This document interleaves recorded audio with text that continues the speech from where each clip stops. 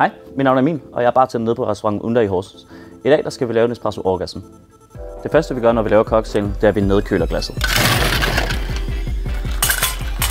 Herefter tager vi vores shakerdel, tilsætter vi Bold Zero.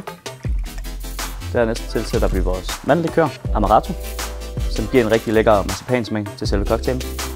Herefter bruger vi kaffevodkaen, som spiller en god harmoni sammen med Bold. Og nu tilføjer vi vores anisirup, som giver snert af lakrids.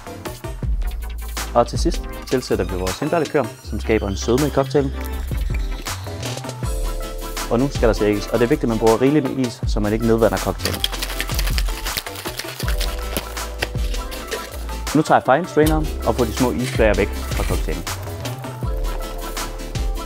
Og som garnish bruger jeg hindbærstøv, som tilsætter noget sødme til cocktailen. Skål og velbekomme.